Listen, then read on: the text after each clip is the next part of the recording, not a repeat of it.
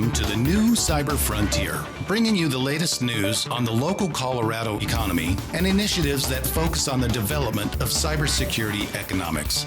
You don't have to be a computer or cybersecurity expert to get plugged in. Your host, Chris Gorog, brings it straightforward, asks the tough questions, and brings the cyber world to a level of understanding for everyone. Chris is personable and opens up with our guests on issues we all would like to see addressed. You can find us on the web at www.newcyberfrontier.com. Now join our host as he introduces the topic for today's new Cyber Frontier.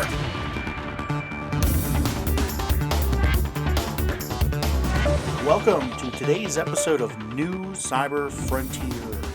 On today, I have two gentlemen from Cyber Executives, and we're going to talk today about finding top cyber talent and finding your executive pool within the cyber industry, and how we nail down some of those talent and how we, with the talent can look at finding the right organizational fit for you. I think this is a great show that you'll want to hear, especially if you're looking to move into that executive level or you are in that kind of arena.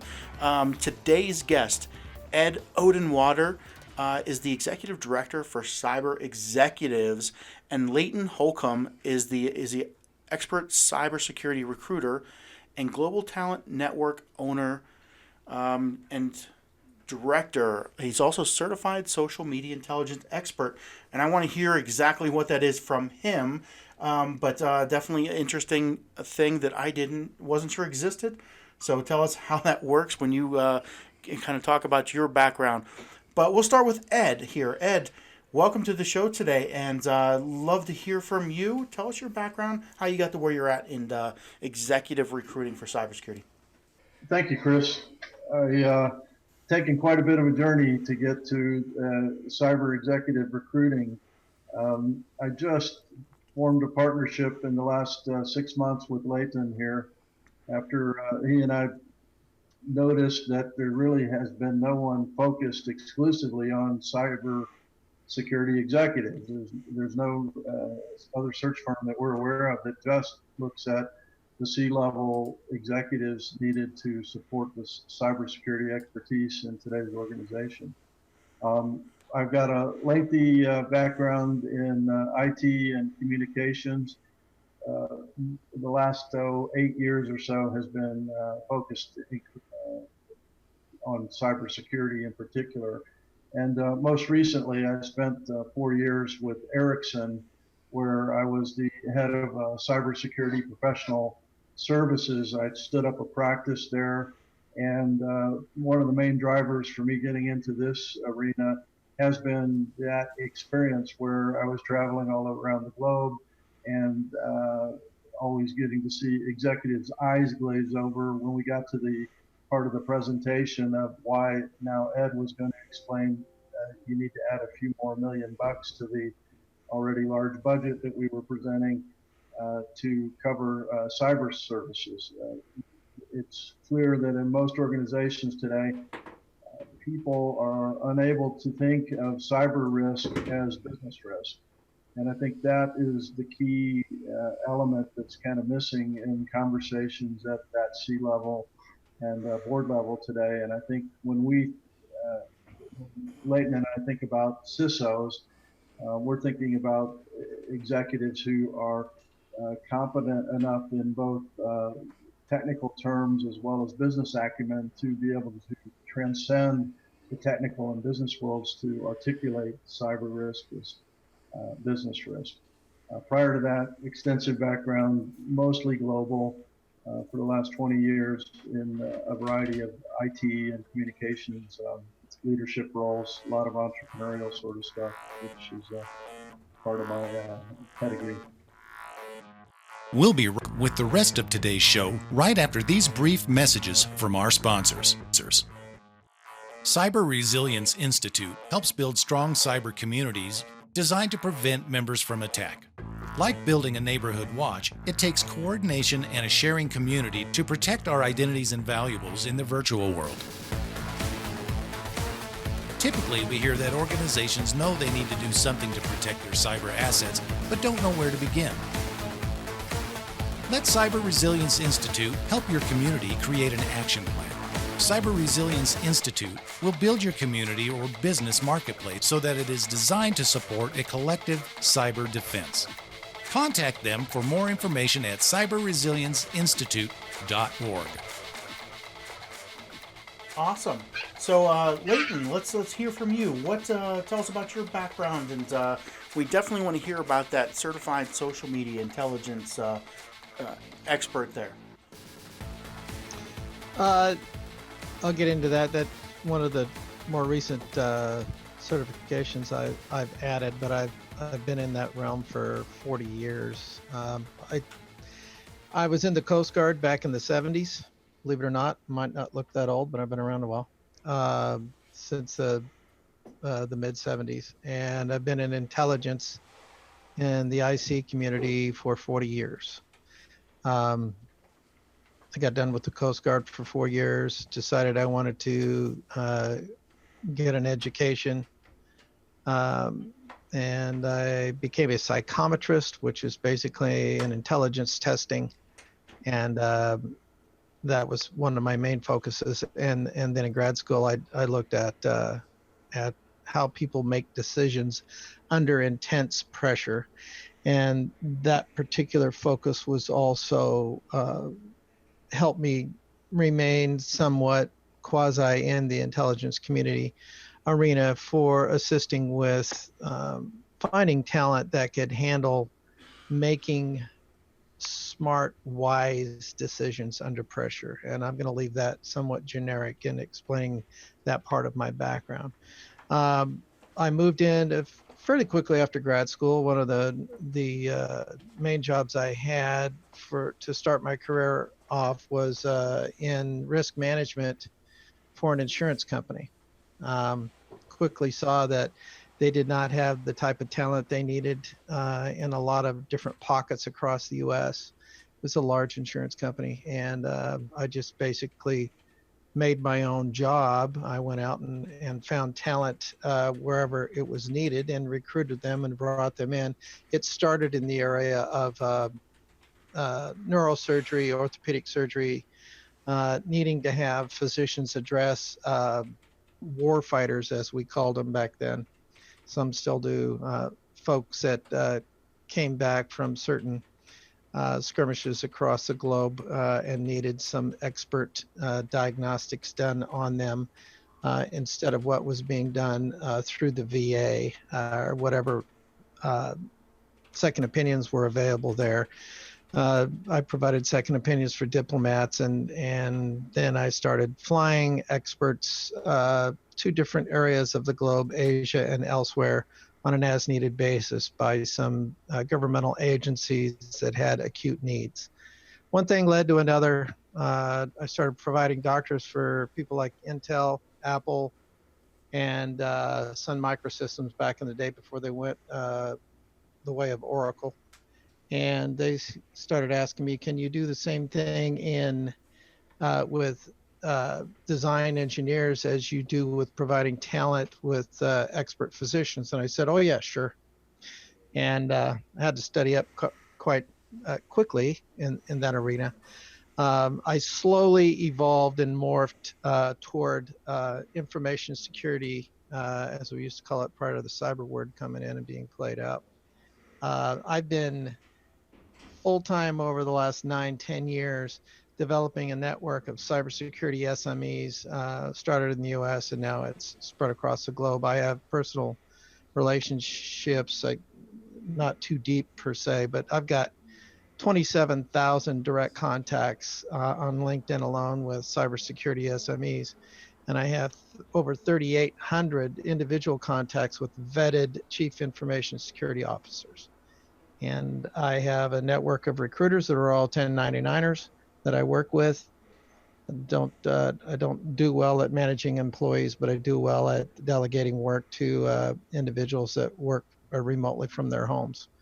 And we, as a group, provide needed SMEs for growth needs across the greater cybersecurity domain for the current company that I own.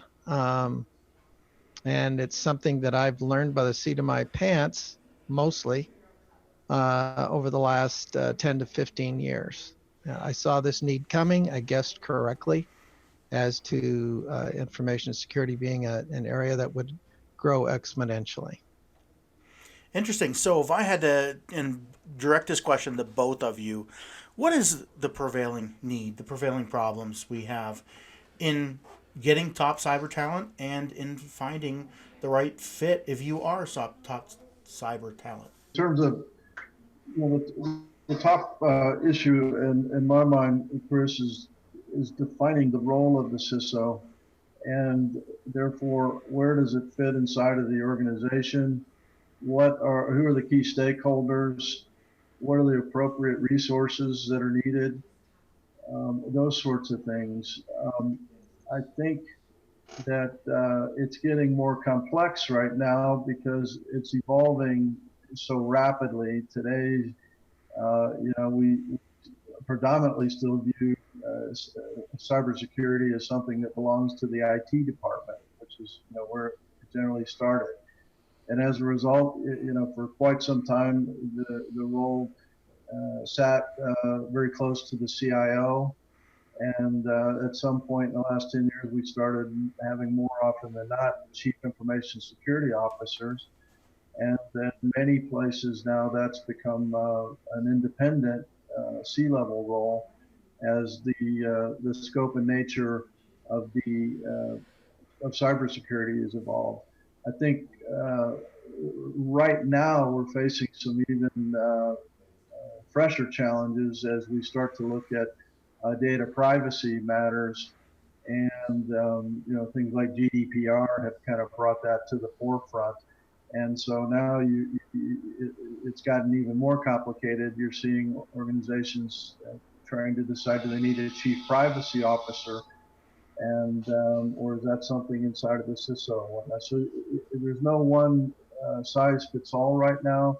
It's changing dramatically. Obviously, the nature of the role depends immensely on the assets that are needing to be protected, and what a particular organization's threats and vulnerabilities to those threats looks like. So all of that said, nobody goes to school and gets a master's degree in CISO.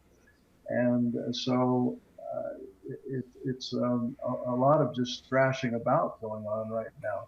I think the trend that I see is maybe adding some stability and maybe shaping the future would be that CISOs, as Layton mentioned, he's got an extensive network of CISOs that he's been associated with for a long period of time. And one of the things I've learned is that CISOs do a lot of networking among themselves, and it's a pretty close-knit community. And I think as I look at maybe some of the directions that are coming ahead, and approaches to dealing with these challenges are emerging from some of the more forward-thinking and vocal and willing to step out and be leaders in the field are starting to kind of deal with some of these things. A key example in our world right now would be CISO turnover, and it's quite interesting. We in talking to a number of CISOs now, we're trying to figure out what's root cause behind the turnover, and then, well, it's one of these problems where if you look at the average, which we would normally say average tenure is about 24 months, but the average isn't particularly meaningful. What we're seeing is that organizations who have true executive C-level CISOs typically have longer tenure, whereas the ones who have more technical oriented, more tactical CISOs typically have a shorter tenure. And so I think that speaks to organizational maturity. And so, I'm rambling on a bit here, but it's kind of because it's not easy to peel back right now and just say, hey, it's these three things. But it's an evolving role, and that has a lot to do with, as I turn it over to Layton and think about, well, what's the nature of the organization that sits next to the CISO? And there's a lot of options in that regard. Many organizations can actually contract things out to managed service providers and that sort of thing. But hopefully that gives you some sense for what is going on out there today. Yeah, and I have a follow-up question for you that we're going to take a break here in a minute here from our sponsors. But I wanted to kind of ask this and then come back from our break and talk about this. But you had mentioned the divide between technical and more business-oriented CISOs, and that there's a difference in retention. And that is really interesting to me because I want to talk about that divide of what has more value, what do companies look for in that technical versus more of a management background. So be right back after we hear from our sponsors.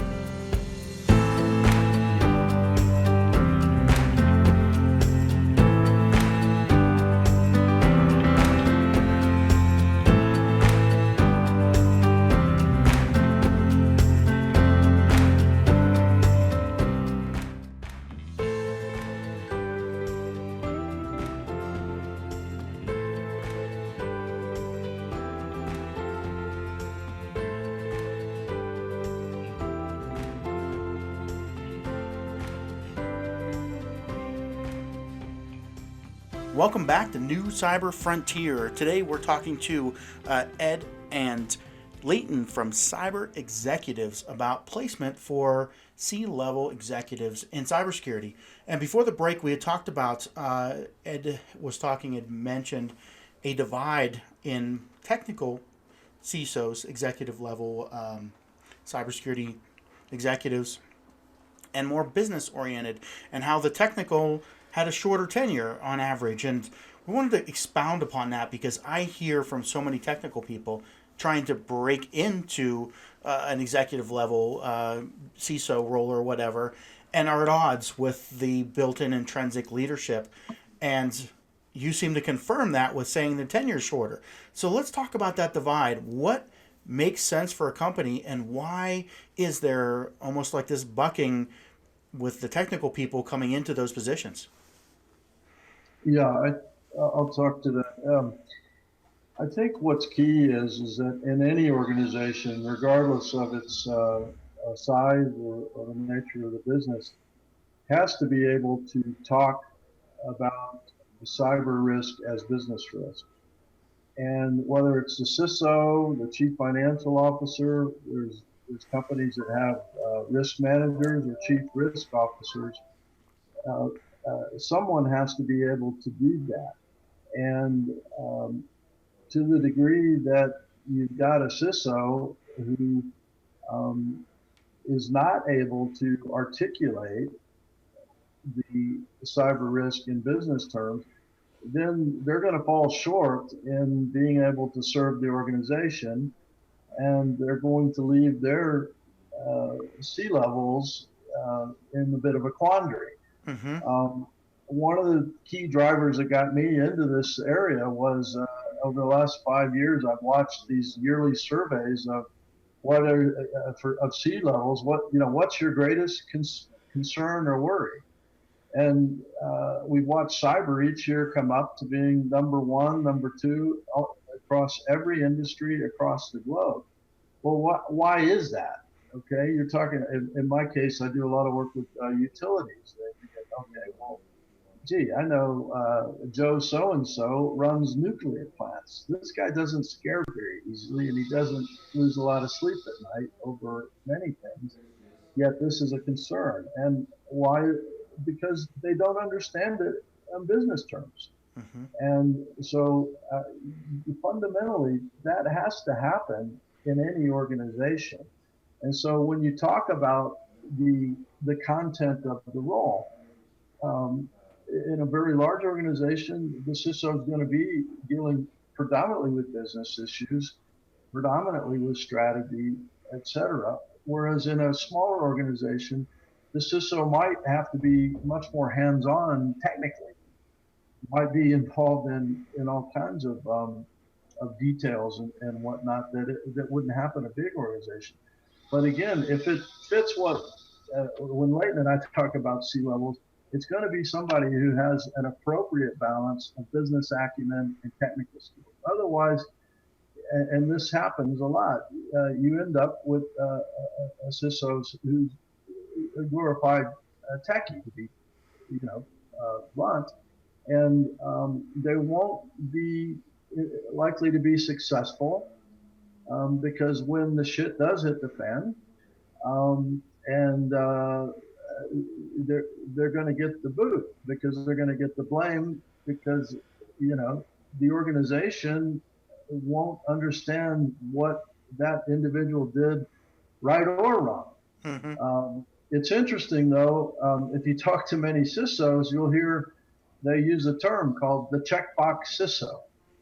And there's this flows two ways. Okay, I just said, well, it's incumbent upon the CISO to have a certain level of business acumen, and I'd say that's missing in many places.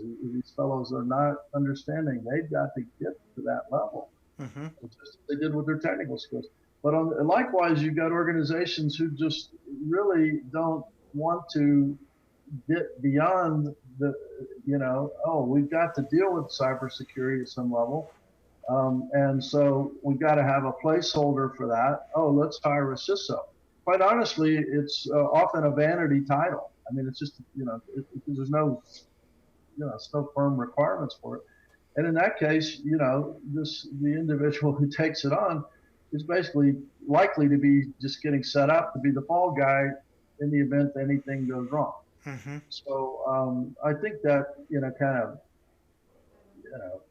covers the topic, but it's not black and white. And I don't know, Layton, I don't see a whole heck of a lot written on this topic, and the CISOs,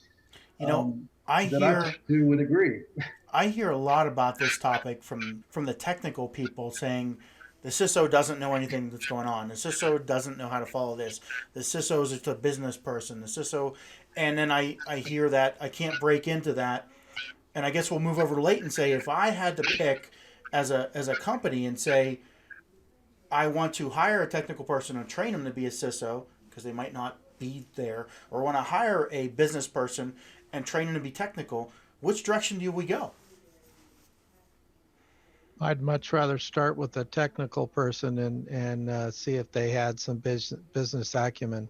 Going the other direction is fairly difficult, depending on the size of the organization and exactly what the focus, and as Ed said to begin with, just exactly where the assets are, what type of assets you're protecting, what type of threat surface a company has. And so that question's a very difficult one to answer because we have to take a look at the individual entities and organizations and take a look at where they've been, where they're going, what their main focus is, and their particular individual threat surface to be able to answer that well. Interesting. So I think that's almost like the age-old question when it comes to the executive and the technical. There's this divide where they sometimes don't even speak the same language, and you see and hear about that from both sides so often. But if we turned our attention to helping people look at how to address this, from companies, what's some tips on finding some talent, to seekers, what's some tips on finding a good company? Give us some advice on what you would give to people looking to move. Depends on their level of expertise. If they're brand new and they say I get this a lot. A lot of folks that have had a little bit of experience in the military with cybersecurity in a lot of times it's a very narrow focus. They get out, And usually the military does not prepare them with any certifications. They've got some decent experience hands-on with some very, very sensitive stuff. And we used to call it back in the day, what transferable skills do you have? What have you done? And to do an analysis, find someone that can assist them with taking a look at what their transferable skills might be from what they've been doing to where they want to go. And one of the first questions I ask them when I'm counseling folks is, well, wait a minute, back up. Why do you want to be in cybersecurity? What, just because it's a wide open field and you're going to have a job? Did you hear something from a neighbor, or just where does that desire come from? Where's your anchor for wanting to do this? And then what's your experience? And then I will assist in leading them toward the types of certifications that are necessary, how long it takes to get them, the different academies and associations that oversee handing out those certs. As you well know, getting a CISSP requires at least 5 years of working in the cybersecurity community, in addition to having a sponsor that will sponsor you in. And I've got a relative that is a very bright individual, AI programmer, programming since he was 7. And he decided when he was 32 that he was going to switch from AI and become a cybersecurity expert. And he was quite upset to learn that he had to wait 5 years to get into to be able to add that acronym of CISSP to his resume, even though he could do some of the more narrow SME work that is needed in certain sub silos or subdomains of cyber. Getting back to making recommendations for where someone would want to go is, do you want to continue to work in the DoD arena and work with a DoD contractor? Do you want to, how much money do you want to make? Are you money driven? Here's what you're going to make in this particular silo that you've already got some experience in. Here's where you're probably going to max out. There are some very, very good online universities now, WGU, University of Maryland, and others that provide expert education and certifications along the way as you get your degree, like WGU. You had mentioned when we were starting that there's a kind of a problem or something you foresee where getting ripped off with security training, and you're talking about good training. We talked about certification, CISSP. I guess is there others you would recommend at this level, and how do you avoid that? How do you go to the right place? What is the right place for getting your training? Well, in Nashville recently, when we had the NFL draft out here, there was a spot that came on from a local news channel from a couple of people that were claiming there are top jobs coming to Nashville, and if you go to this academy, you will have access to these top jobs. And basically, that's what the headline stated. And I got on LinkedIn and wrote an article. I had to calm down a little bit to begin with, but I got on there and said, watch your wallet. Guard your expectations and your wallet. 6 months, unless you have at least a couple of years in a particular IT focus that transfers well into security. 6 months is not going to get you whatever this top job is that the media talent is talking about here. People are getting all excited about cyber, and I'm very excited. I get up every day and I have a smile on my face because it's growing like crazy.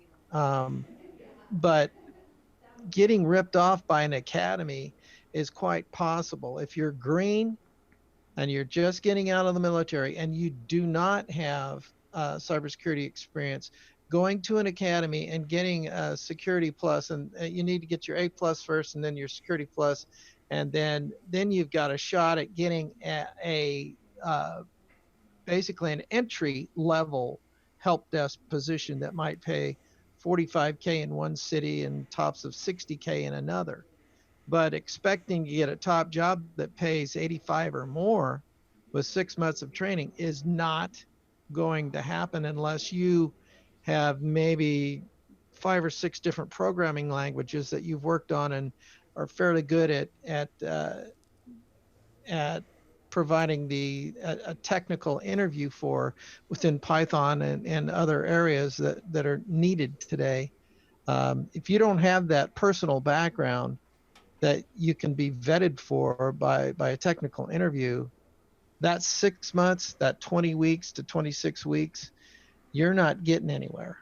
Yeah. You should expect to spend at least 2 years of learning and hard work and networking with others in meetups uh, to get on board a entry level position, and you're not going to get quote unquote a top job or an $80,000 to $85,000 position. It's not going to happen. It doesn't matter how long those jobs have been open; they're going to stay open. Mm-hmm. We talk about 1 million jobs being open today in the U.S. and 3 million being open globally by 2022. And we were looking at those statistics today. Um, those open jobs are inflated by the fact that a lot of companies leave these positions open. Ed and I talk about it quite a bit. We won't name those companies, but a lot of companies leave their positions open on LinkedIn and elsewhere and pay for the job sites, hoping to land someone, from my perspective, hoping to land someone that's within the salary band that they're looking for, that's 45K below what the going rate is for that particular skill set. And they leave it open forever, just hoping that someone needy will come along, take the job, but then they will, but then they'll be gone in 6 months. So, that's a pet peeve of mine there, and I digressed a little bit. But Yeah. these academies will lead people astray. There's also some that will offer you a particular certification, a new academy that branched up by a very well-known software company. And this particular cert, I won't name it because it'll point at the company, but this particular cert, unless you've got 2 years of experience in that specific arena, the cert will not do you any good, and you will only be able to take the test, the exam, and pass it, but you won't get the certification unless you have the 2 years of experience. And so what I recommend people do is they get a hold of a recruiter, got some tenure or in cybersecurity, get to know them, go to meetups, especially spend your time at meetups with people that are actually working in the industry. And most of the cybersecurity folks that I know across the board, there's a few that are somewhat stuck on themselves and arrogant, but they don't go to meetups. The people that go to the meetups are there to get to know others and to help you out. For CISOs at a high end, I tell them to join something like the Cybersecurity Collaborative. Those people join together to have talks and SWAT teams where they get together behind the scenes without vendors being around to be like vultures trying to sell them the 3,000th SIM that's available today. But it's a place where CISOs can get together and discuss confidentially amongst themselves, from these different companies that might even be competitors. They can talk about their common challenges that they have, and maybe some solutions that they've seen that they can talk about without having vendors bust in. And that's from a very high level. So getting back to addressing how to find a job, Indeed has become a very strong place for a person to look. I do not recommend applying to a company where it's obvious where it's going to take by the type of platform that they have. When you drill in, if it doesn't populate your resume immediately and do it well, if you have to start filling in things, to me, that's usually a good sign that you're never going to hear anything back. The chance of you hearing something back from something that you dump in a big pool is very difficult. You've got to get to know who the hiring managers are and network hard on that. If you expect to get a job just because you've got a particular certification, and you've been promised that by paying for that cert, you're going to get a decent job. It might not be. If you don't network with folks, you're probably going to have to move. Those jobs are available, but it might be out in Fort Huachuca, Arizona. There's a ton of stuff in DC, but it's expensive to live there. We are reaching the top of kind of our 30 minutes that we take for the podcast, but I wanted to give both of you the opportunity to tell everybody how to get a hold of you, who you're looking for to reach out to you, what services you offer. Our services are twofold. Number one, Access Talent Today, that side of our business, provides SME talent to the cybersecurity community at all different levels, all the way across the board. And you can reach, they're independent recruiters that are all over the U.S. And you can reach us at layton@accesstalent.today. As for cyber executives, companies, CEOs, CIOs, CFOs that are seeking CISO talent or cybersecurity leadership talent, you can contact Ed at cyber-executives.com. Well, thanks today for joining, and we definitely appreciate having both of you on, and I think a lot of our listeners will be interested in looking at executives' positions, even if they aren't now, in the future, or companies looking to hire people. And I think we gave a lot of good advice today. But thanks a lot for joining. You heard it today on New Cyber Frontier. We hope you have enjoyed this episode of New Cyber Frontier. Remember to get involved. Often we think that someone else will handle privacy and security in the virtual world, but you are the only one truly in command of your virtual fate. Join our mailing list so we can keep you informed of breaking news and new releases.